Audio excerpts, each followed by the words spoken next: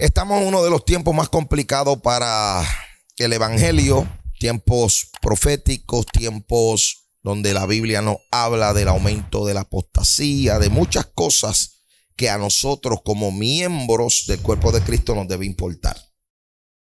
Entre los cuales, pues, estamos conscientes de que la Biblia nos presenta un panorama complicado de lo que son condiciones externas en el mundo y condiciones internas dentro del evangelio de Jesucristo.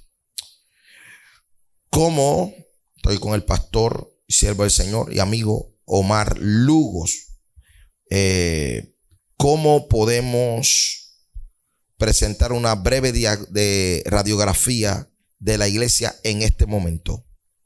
Amén, gloria al nombre de Jesús.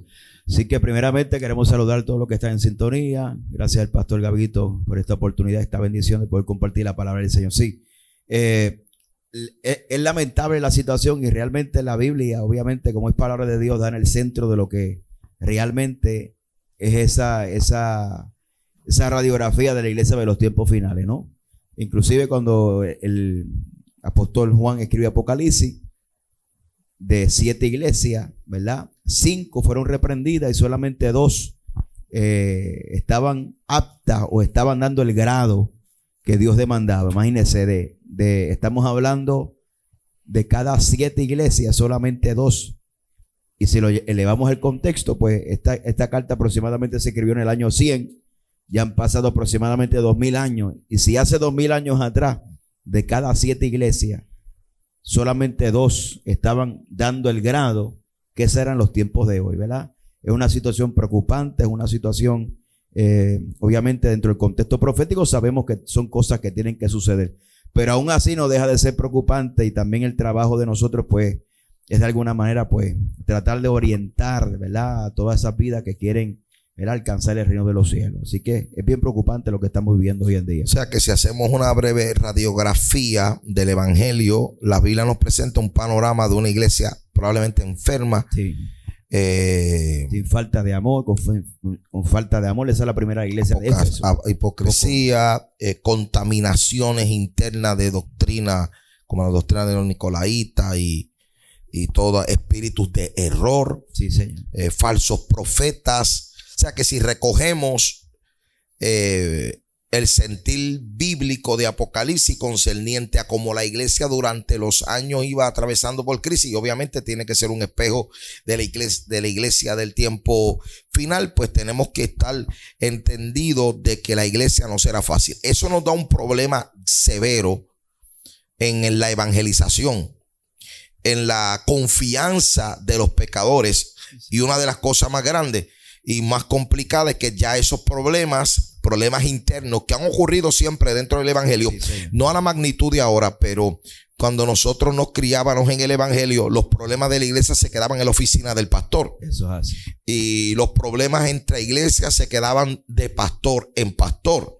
Ahora es un escándalo público que se dislucida en medios impíos. O sea, tenemos impíos opinando sobre temas de la iglesia. ¿Cómo yo no puedo entender esto?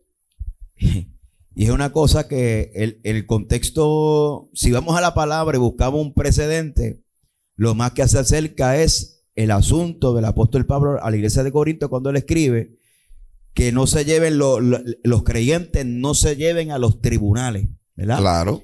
Porque entonces estaría un impío juzgando las cosas de la iglesia. Se juzga, se maneja de otra manera. Se maneja de otra manera. Entonces, Pablo está diciendo, ¿cómo es posible que los impíos juzguen la cosa de la iglesia cuando la iglesia es la que va a juzgar al mundo, obviamente, al final del camino? Entonces, es muy preocupante porque esto se dislucida en los medios impíos. De hecho, aún dentro de la iglesia, no todo el mundo está apto para juzgar las cosas. Para entenderla, porque todo tiene un contexto de cuándo, cómo y dónde, y de las partes involucradas. Y es lo que la palabra de Dios dice, que dice por causa de estos falsos, dice que el camino de la verdad será blasfemado, ¿no? La Biblia exige como un nivel de madurez. Sí. Los maduros, los que han alcanzado madurez o los espirituales, ellos tienen el poder de juzgar. Sí. Pero es bien preocupante porque la evangelización, añadir gente al evangelio, hoy es mucho más difícil o más difícil que cualquier temporada de la historia de la iglesia. Sí, Señor.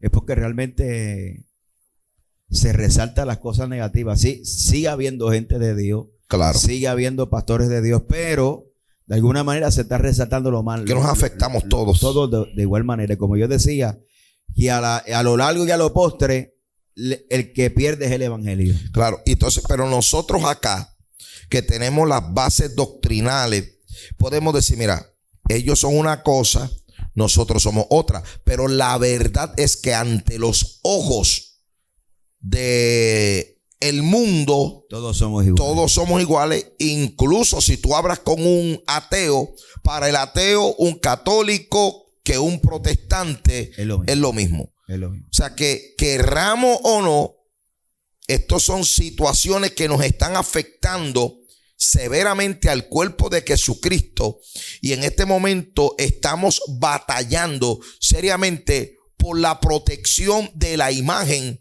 del cuerpo de Jesucristo. Yo creo que llegó el punto de la gran definición del apóstol Pablo, porque para la defensa del evangelio y contender ardientemente por esta fe, yo creo que estamos en un punto de defender seriamente la imagen del cuerpo de Jesucristo, que está siendo contaminada por la manera en la que se están manejando las crisis en este momento. Y cuando analizamos las últimas palabras del apóstol Pablo a Timoteo, ¿verdad? Él diciendo, ¿verdad? Sabiendo que es el último tiempo, le está diciendo: preséntate tú como ejemplo de buenas obras, en palabra, conducta, en fe, en amor, en pureza. Claro. Sí, imagínense, ya él sabe que no va a estar en el escenario, está pasando la batuta, y ante ese panorama que Pablo menciona en las dos cartas, primera y segunda de Timoteo, ¿verdad? Acerca de la apostasía, los tiempos finales, la resistencia a la verdad, Pablo está diciendo: preséntate tú como un ejemplo. Y esa palabra ejemplo lo que significa es un modelo a seguir. Entonces hace falta modelo a seguir, pero modelos bíblicos, representantes dignos de Cristo, personas que proyecten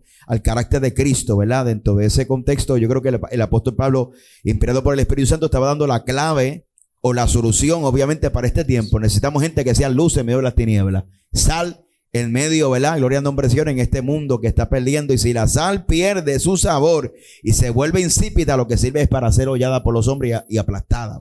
Y partiendo de este detalle, de esto que estás hablando, entonces, esta profunda histórica crisis que estamos viviendo, pues nos lleva a nosotros a pensar cómo podemos nosotros corregir esta crisis o salvar parte de todo esto, cuando aparte de todo esto hay una profunda disfragmentación del evangelio.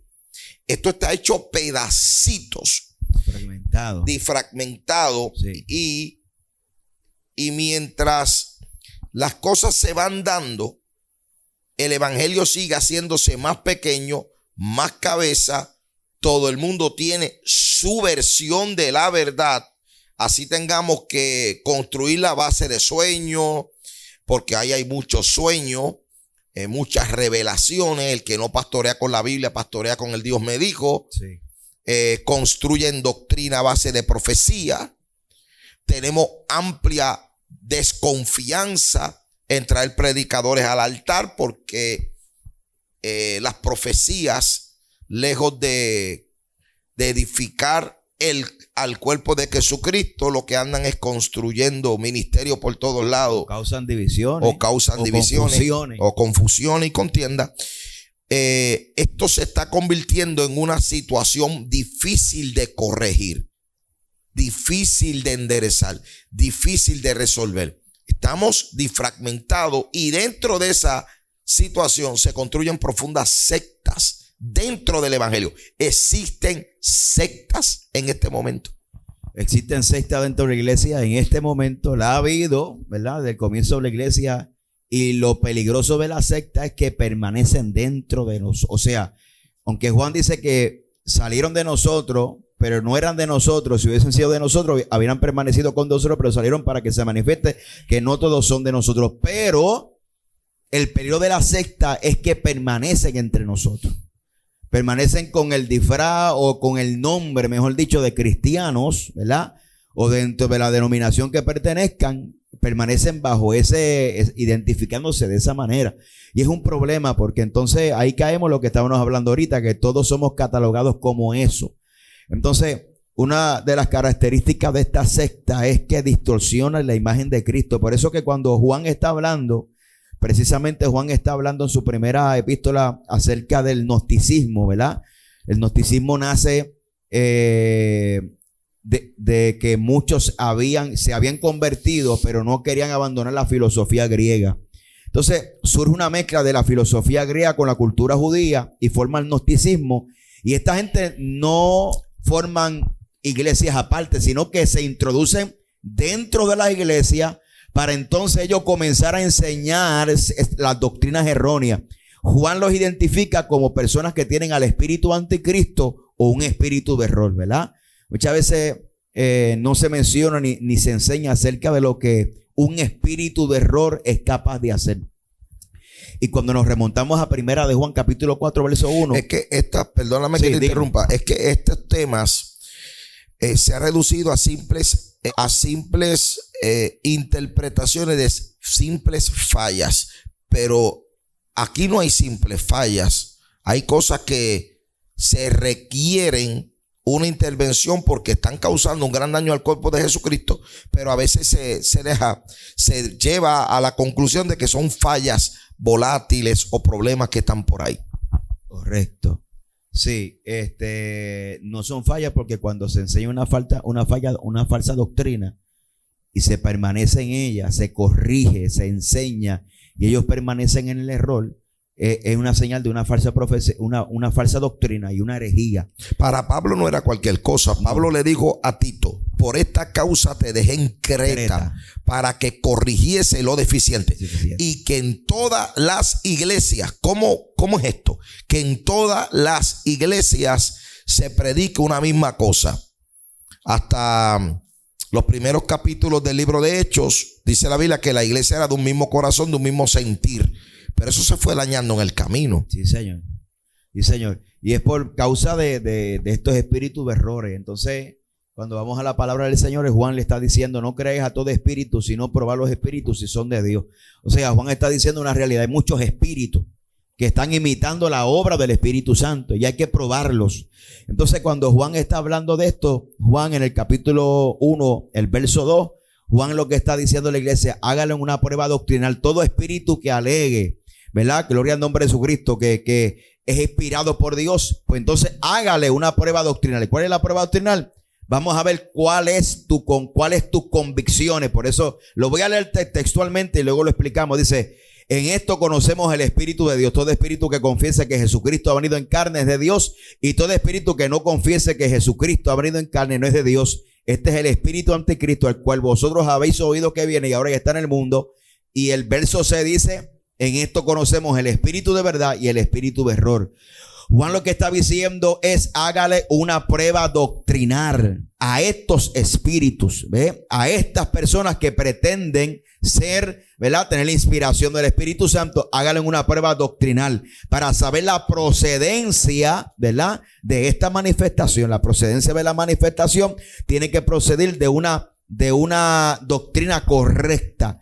Si detrás de esa manifestación, de ese don, de ese ministerio hay una doctrina correcta, entonces el Espíritu Santo es el que está operando ahí. Pero si detrás de un ministerio, detrás de una manifestación o detrás de un don hay una doctrina incorrecta, el que está operando detrás de eso es el espíritu de error, y es el espíritu anticristo, ¿verdad? Y no en balde Juan le está llamando el espíritu anticristo, porque anticristo no solamente se refiere al personaje que creemos que se va a manifestar escatológicamente al fin de los tiempos, sino también que es un espíritu, el espíritu anticristo. Anticristo es todo aquel que es en contra de Cristo o que ocupa el lugar de Cristo. Es anticristo. Es anticristo. Por eso que una de las características primordiales de la secta es la distorsión de Cristo, ¿verdad? Surgió en la iglesia primitiva y sigue surgiendo ahora. La distorsión de la imagen de Cristo y por ende la distorsión de la salvación. Porque si no entendemos lo que Cristo hizo en la cruz del Calvario, la redención, la sustitución, la justificación, la gracia, el perdón, ¿verdad? Todos estos conceptos y doctrinas de la salvación, entonces vamos a tener colgado en el madero otro Cristo que Pablo estaba diciendo. Diferente. Otro espíritu que Pablo decía a la iglesia de Corintios, otro Cristo y otro evangelio. Pero lo peligroso es que están entre nosotros. ¿Ve? Entonces a esto se le añade, crecen, se manifiestan, se parecen, pero no son. Pero el problema es que a este problema tú le añades una iglesia flaca en doctrina, carente de doctrina, que no sabe distinguir, que no puede llevar a prueba, no puede probar los espíritus, la doctrina, porque tú no puedes probar lo que tú no conoces. Correcto.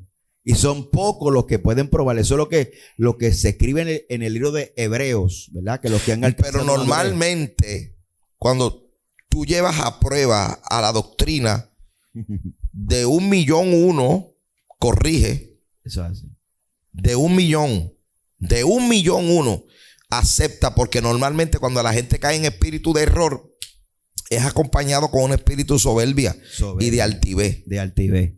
Y a eso se le añade lo que, ¿verdad?, se define como el misticismo. El misticismo es sobreponer toda experiencia por encima de la autoridad bíblica. Que es lo que ocurría con aquella iglesia que tenía a los nicolaitas metiendo la doctrina mezclada en medio de ellos y nadie las corregía. Y la iglesia de Tiatira, que tenía una mujer que se autodominaba, que profetiza, que enseñaba y seducía a mi siervo a comer cosas sacrificadas. ¿Y cuál era la actitud de la iglesia? Dentro de la iglesia. Pero ¿cuál era la actitud de la iglesia de Tiatira? La tolerancia. La tolerancia, el silencio, la banderita del amor. Dios ama a todo el mundo igual. Me imagino que eso era lo que se decía. Déjala allí, yo no me atrevo a tocarla porque ¿y si es Dios? Porque no tienen la capacidad a madrugar al problema, o sea, ser proactivo, es hacer algo antes de que pues llega un punto que no se pueda resolver. Entonces ahí tú ves claramente esa tolerancia y esa incapacidad, no de solamente probar los espíritus, es tener las bases doctrinales para tú decir, ahí está Dios y ahí no está Dios. Y nos convertimos en cómplices. Porque tolerancia, lo que significa tolerancia es que nosotros seamos tolerantes, ¿verdad? Tolerantes y que seamos, que consentimos, ¿verdad? Cuando guardamos silencio estamos consintiendo el pecado. Básicamente somos aliados silenciosos. Aliados silenciosos porque estamos viendo algo pero preferimos el silencio. ¿Pero por qué preferimos el silencio? Por no ser perjudicados. La gente optan y la mayoría de la gente optan por el silencio para no sufrir las consecuencias y los ataques y el rechazo, lo que conlleva contrarrestar el error, ¿verdad? Y la tolerancia entonces se vuelve una persona que consiente el pecado, una persona que está consintiendo, que prefiere el silencio para salvaguardar su vida, ¿verdad?, que exponerla. Por eso Cristo dijo que el famoso yo no me meto en problemas. El que quiera guardar su vida la perderá y el que quiera perder su vida la hallará. Ese es los mismos principios que Cristo está hablando, ¿verdad? Entonces estamos ante un problema bien profundo en toda la iglesia, porque la iglesia en los pasados años se han dedicado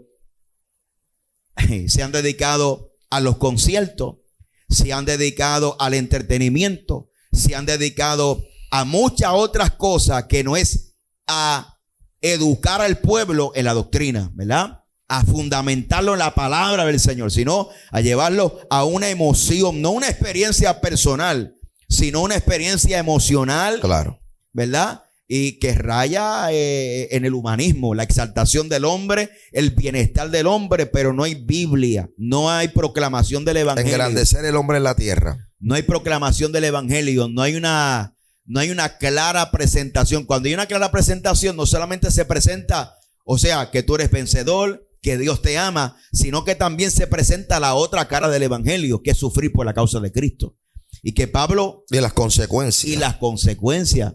Como decía la palabra, que por causa de Cristo somos contados como ovejas que van al matadero. Pero Pablo también decía en Corinto que mientras la muerte de Cristo se manifiesta en nosotros, en nuestros cuerpos, también la vida de Cristo se manifiesta. Por un lado está la persecución, como yo decía anoche en la escuela bíblica. Por un lado tenemos la persecución, la oposición y todo esto que Pablo está llamando la muerte de Cristo, las marcas de Cristo. Pero por otro lado tenemos la vida de Cristo, el poder de Dios dándonos poder para sobrepasar cualquier adversidad que venga. Claro. Entonces, esto es una clara presentación, no solamente las cosas bonitas, sino una advertencia en el camino. En el mundo tendréis aflicción, pero yo he vencido al mundo. Cristo se lo dijo bien claro.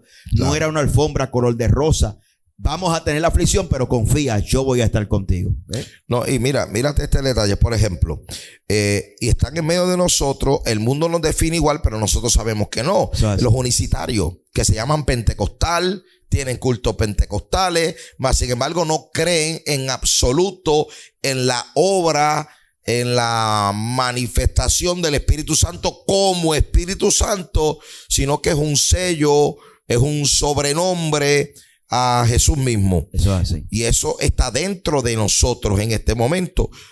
Y cuando se estudia la procedencia, son antiguas herejías que han sido modificadas. Claro. Eso viene de Sabelio. Ese es el sabelismo, sí. o como se conoce el modalismo. Tenemos los testigos de Jehová que distorsionan la figura de Cristo, de los arianistas, de Ario, allá en el tercer siglo de la era cristiana, en el concilio de Nicea, que se discutió el asunto del SIC. Y no era un asunto como muchos judíos mesiánicos. Yo quiero que usted entienda que dentro de esta también sectarismo que se movió en los tiempos de la Biblia, que se está moviendo ahora, hay diferentes ramificaciones. Muchas. Y ahora mismo usted se está dando cuenta. Una más peligrosa que otras. Porque ellos no creen en la divinidad de Cristo. Sí. Y entonces ellos van al contexto histórico, te lo ponen bien lindo, ¿no? Que allá en el concilio de Nicea, que Constantino, que hermano, cualquier estudioso de la Biblia sabe que no se estaba definiendo la Trinidad en ese momento. Claro. Lo que se estaba era asumiendo una postura, porque previamente ya eso era conocido en la iglesia. Claro. Eso no se discutió en el tercer siglo. Claro. Eso era un concepto bíblico y un concepto claro. Lo que pasa es que los conceptos claros ni se mencionaban porque estaban claros para aquella temporada. Correcto. Entonces ahí tenemos que ir al primer concilio, el concilio de Jerusalén, que se menciona en Hechos. ¿Para qué se hace un concilio? Que concilio significa reunión. Reunión es cuando se convocan a las personas que tienen inminencia en la iglesia, que son de personas inherentes en la iglesia, para llevar un asunto. Los primeros que fueron a discutir los asuntos en la iglesia, en el concilio de Jerusalén, fue Pablo y Bernabé. ¿Por qué? Porque se habían metido, porque querían meter los judíos la circuncisión en toda la iglesia. Allá discutieron y pasaron una carta circular entre todas las iglesias. ¿Ve? Por eso que en el tercer siglo se aplica el mismo principio de lo que es un concilio. Cuando surge una controversia, una doctrina contraria a la establecida, se lleva a capitulación, ¿verdad? Al concilio. Y dicho sea de paso, cuando nosotros conocemos lo que es la palabra herejía, el contexto de la palabra herejía es una opinión voluntariosa que sustituye la verdad, ¿verdad? Que sustituye la verdad. Alguien que dice, no, yo digo que aquí dice eso, aunque 1000 digan lo contrario, pero ahí dice eso. Y que cause división. Sí. Que cause nazismo en la iglesia, una división. Eso es una herejía, ¿verdad? Y muchas veces, ¿verdad? Muchas veces la gente ni sabe definir lo que es una herejía. Eso es una herejía, ¿verdad? Entonces, estamos teniendo muchas herejías dentro de la iglesia. Un diluvio de herejía por esta característica. La primera, más importante para mí, es que tenemos que entender que distorsionan al Cristo de la Biblia. Antes de llegar ahí, porque es un punto sumamente importante, quiero cerrar un detalle, porque existe esa profunda crisis de estas doctrinas. Por ejemplo, aquí hay gente bien anclado al judaísmo, sí. Despiden el año en el mes de octubre. Los unicitarios, que aquí en Puerto Rico no tienen básicamente mucho terreno, pero existe dentro de aún nuestras congregaciones lo que se llama básicamente libertad doctrinal individual dentro de nuestras propias iglesias. ¿Qué significa? Que usted está predicando desde el altar una cosa, pero tiene 4 o 5 sentados allá que se congregan en tu iglesia, que no se te van de la iglesia, que se quedan en la iglesia, pero no creen en nada de lo que se está predicando desde el altar. Eso es así.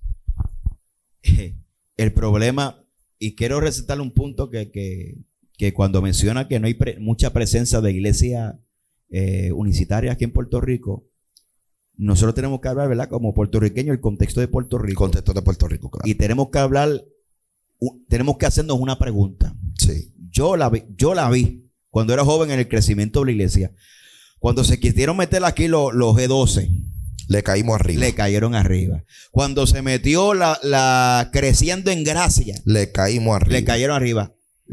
Jesús solo, hay poca presencia porque le cayeron arriba. Le cayeron arriba. ¿Dónde fueron declarados el único país del mundo que el G12 no pudo minar fue Puerto Rico, pero fue porque la clase doctrinal, los concilios separaron y utilizaron un término que eso es una herejía. Y tú sabes que para el puertorriqueño una herejía, cuando algo es declarado de herejía, no es de Dios. No es de Dios, es del diablo. Es del diablo. Entonces le cerraron las puertas inmediatamente. Y utilizaron los medios, radio, televisión, y le cayeron arriba. Y las iglesias que le abrieron la puerta se cayeron. Todas. Ahora, la pregunta y lo obvio, es lamentable decirlo, pero es una verdad. Lamentablemente la iglesia de hoy ha sustituido la defensa de la fe por un activismo político. Y yo no estoy diciendo que la iglesia no haga el trabajo como lo hizo Juan el Bautista, ¿verdad? De decirle a Herodes, la mujer que tú tienes no te pertenece. Y todo lo que el gobierno quiera hacer en contra de la iglesia o ¿verdad? Violentar los principios bíblicos, ¿verdad? O el pecado. Ahí está la voz cantante de la iglesia. Pero la iglesia se ha sumergido en unos niveles porque es que el fin de la iglesia es salvar almas, no convencer al gobierno de que haga aquello y lo otro. Correcto. Y también hemos abandonado los asuntos doctrinales. La iglesia ya no toca eso, hablando en sentido general. Claro. No como antes. Ahora nos hemos mudado a un activismo político y hemos dejado entonces la defensa de la fe, ¿verdad? Que desde los tiempos de la iglesia primitiva, si usted estudia la iglesia primitiva, y la mayoría de los contextos de las epístolas fueron escritos de la percepción de definir el evangelio de la gracia de Cristo. Uh-huh. Y la época de la iglesia apostólica también los padres se dedicaron a la defensa de la fe. Pero la iglesia ha abandonado eso porque ahora tenemos el relativismo, ¿verdad? Un relativismo que cada cual mira la Biblia de su propia óptica, su propio punto de vista. Tenemos 700 millones de versiones del evangelio. Tenemos cientos de versiones del evangelio. Tenemos cientos de versiones de Cristo. Cientos de versiones del Espíritu Santo. ¿Ves? ¿Por qué? Porque no podemos negar que hay una ausencia. Hay una ausencia de liderazgo puesto por Dios. ¿Y qué pasó en los tiempos de los jueces? Cuando se murió Josué. ¿Qué pasó en los tiempos de jueces? No había lideratos definidos, ¿sí o no? Cada cual hacía lo que le viniera. Una anarquía. Una anarquía por la ausencia. Como yo te comentaba los otros días, yo no he visto tantos, y es triste porque los otros días venía de la iglesia escuchando una emisora cristiana de este país, donde se le da foro ahora, a las personas que no creen en el arrebatamiento de la iglesia. O sea, ellos tienen foro. Voz. Y aunque nosotros, y yo te decía, bueno, eso no pasaba en los tiempos de Gigi Ávila. No. Había, pero estaban escondidos. Y no es que estamos endiosando al siervo, es que estamos dándole a César lo que es de César. Tú sabes, la autoridad espiritual, el peso, el testimonio. No, estaba Gigi. Estaba Rafael Torres Ortega, Jeñito Rodríguez López, Luis Ángel Díaz. Eran unos hombres que el pueblo escuchaba y que el pueblo lo seguía. A la ausencia de estos paladines del evangelio, que mantenían también una estructura de una iglesia mucho más unida. Sí, Señor. Aquí nosotros no teníamos, el tema de la apostasía no era importante. De hecho, el término apostasía vino a nacer hace un par de décadas para acá. O a resurgir. A resurgir, a tener énfasis, porque en Puerto Rico, por ejemplo, los pastores de lo único que tenían que cuidarse eran de los testigos de Jehová. Eso es así. No había peligros doctrinales a la magnitud que tenemos hoy en día. Y tenemos que remontando a la Biblia cuando Pablo se está despidiéndose de la iglesia de Éfeso. Sí. Yo sé que después de mi partida entrarán lobos rapaces que no perdonarán al rebaño del Señor. Que de entre vosotros se levantaran hombres para arrastrar tras de sí los discípulos. Eso es lo que estamos viendo. Pablo decía que ante la ausencia de su liderazgo que Dios lo había puesto por ahí, de ahí mismo se iban a levantar lobos rapaces para arrastrar detrás de ellos a los discípulos. Y fíjese cómo lo dice. Aquí vemos la lucha. Aquí vemos la lucha. En el verso 30. Sí. Se define la lucha. ¿Cuál es la lucha? Para arrastrar detrás de ellos a los discípulos. Es una lucha de poder. Es una lucha a ver quién tiene la revelación, quién desata el misterio, quién desata el código más terrible, quién desata la profundidad más terrible. Tremendo. Entonces, ese también nace en herejía por ahí. Sí. Porque hay una competencia, a ver quién tiene más profundidad, a ver quién es el que tiene más código, a ver quién es el que tiene más rema. Si el evangelio de Cristo es sencillo, lo que se necesita para salvación es sencillo. Cree en el Señor Jesucristo, serás salvo tú y tu casa. Se acabó. Qué increíble. Y todo esto está envuelto, iglesia del Señor, en uno de los momentos más difíciles para nosotros como iglesia y como iglesia y como el pueblo de Dios. Esto es un desafío grande, grave y difícil concerniente a esta situación que vivimos como iglesia. Pero esto está creciendo. Sí. Los hombres que se levanten a tratar de corregir esto son señalados de mil maneras en todos los medios. Pero ¿qué vamos a hacer con esta situación? Eso es así. ¿Qué vamos a hacer? La situación es seguir proclamando, seguir enseñando el mensaje de Jesucristo, ¿verdad? Como lo dice la palabra. Y como dice Juan, el libro de Judas, que contendamos ardientemente por la fe que una vez fue implantada en vuestros corazones. Es una contienda, pero doctrinal. No es una contienda por relativismo, por cosas triviales, ¿verdad? Que lamentablemente lo que se ha convertido en la defensa del evangelio, que ese es otro punto también que tenemos que tocar. Lamentablemente la defensa del evangelio se ha convertido en una excusa para los carnales llevar el chisme, el bochinche, la división y las calumnias. ¿Ves? Porque volvemos ahorita a lo que habíamos mencionado. La iglesia, al estar raquítica de doctrina, ¿ves?, ha llevado a gente a querer con buenas intenciones defender, pero no defender lo que no saben. Claro. Y lo ha llevado al trivialismo. Lo ha llevado a defender cosas que son opiniones personales y conceptos que a lo largo y a lo ancho, como lo suben a nivel doctrinal, se convierte en herejía. Porque cuando tú agarras una dogma y tú la conviertes en doctrina, que es lo que está sucediendo en muchos aspectos aquí, entonces se predica más de la dogma que la doctrina. Lo que tenemos es un montón de gente creyendo que esa dogma es doctrina y se predica más de dogma que doctrina, pero no se le enseña el camino a las personas a fortalecerse en el Señor, que a las doctrinas fundamentales del cristianismo. Mire, el problema es cuando una dogma, mire, está la doctrina, dogma, ¿verdad? La doctrina, la dogma y el reglamento y los reglas. Ok, espérate. Pero cuando la dogma se eleva a nivel doctrinal salvífico, se convierte en doctrina de hombre. Por eso. Entonces, ese es el peligro. ¿Por qué? Porque nosotros sabemos que la dogma, ¿verdad? Es reglamentos y conclusiones. Y ahí tenemos que remontarnos lo que es, obviamente, lo que es otra vez el concilio. Los concilios, cuando se reúnen a discutir asuntos que realmente en la Biblia no son asuntos claros, ahí entra la opinión de la mayoría que se convierte en ortodoxia, ¿verdad? Claro. Porque la ortodoxia también viene de la dogmática. La dogmática es también ortodoxia, porque ortodoxia significa lo que sigue la mayoría, ¿verdad? Es una opinión, la ortodoxia lo que literalmente lo significa es una opinión correcta, ¿verdad? Porque está establecida por gente que Dios ha establecido en la iglesia, ¿verdad? Entonces, cuando esa dogma se eleva a nivel doctrinal, ¿verdad? Vamos a poner el ejemplo más claro, para hablar claro. Aquí en el contexto de Puerto Rico, la dogmática es que los hombres, ¿verdad? Sin chiva, todo completamente afeitado. Claro. Usted se monta en Centroamérica. Eso no lo vas a ver. Eso no lo va a ver. Tiene la misma doctrina de nosotros. Pero en eso cambia. Pero en eso cambia. Que mucha gente no puede ir a predicar para allá, porque es un escándalo para ellos. Correcto. Y si no lo predican, pues caen en hipocresía. Ajá.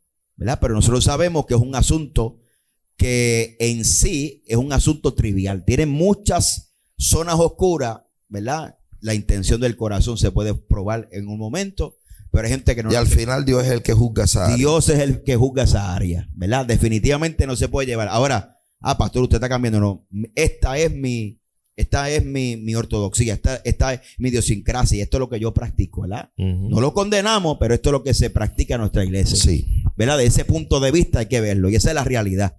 Pero cuando eso se trata de llevar a nivel salvífico, como otros asuntos que hoy en día se deja la doctrina de Cristo, la doctrina de la salvación, la doctrina del Padre, del Hijo, del Espíritu Santo, la del infierno, la del cielo, y se comienza a discutir por estas trivialidades para salvación, ahí es que estamos perdiendo el tiempo, ¿verdad? Porque mientras nosotros estamos discutiendo trivialidades, hay otras personas dentro de la iglesia, por ejemplo, los judaizantes, que están ahora poniendo en tela de juicio la deidad de Jesucristo, poniendo en tela de juicio la doctrina del infierno. Todo. Todas las doctrinas fundamentales. Entonces nosotros acá discutiendo por trivialidades, mientras estos están engañando. Y ellos vienen allá, leen 4 textos, tuercen, los mismos nuestros terminan entonces abrazando otras fuerzas doctrinales porque estamos demasiado ocupados en trivialidades y en cosas que no fortalecen la vida de nadie. No fortalecen la vida de nadie ni forman cristianos. Entonces, esto, ¿verdad? Hay que seguir orando al Señor para que Dios nos fortalezca y que Dios traiga luz y levante hombres. Y la realidad es que nosotros tenemos que seguir predicando a tiempo y fuera de tiempo y educando al pueblo. Espacios vacíos que uno deje son espacios que los falsos cogen para seguir proclamando, ¿verdad?, su herejía y su falsedad, para seguir engañando a la gente. Porque aquí lo que está en juego es la salvación de las almas, ¿verdad? Así es. Así que, pueblo, estamos en un momento de alto desafío. Manténgase en la palabra, cuídese de vientos doctrinales nuevos. Manténgase firme, eche raíces en su iglesia, coma Biblia, manténgase una vida de oración y cuídese mucho porque estamos en una temporada muy complicada. Sí, señor. Así que nos vemos luego. Dios me los bendiga. Dios te bendiga, te habla tu hermano y amigo Gabito Rodríguez, pastor de la iglesia Movimiento Avivamiento Mundial en la ciudad de Isabela, Puerto Rico. Para los que nos preguntan cuál es el orden de servicio de nuestros cultos para visitarnos, pues es bien sencillo. Los domingos a las 10:30 de la mañana y 6:30 de la tarde. Tenemos 2 servicios de bendición para la vida de todo el pueblo los domingos.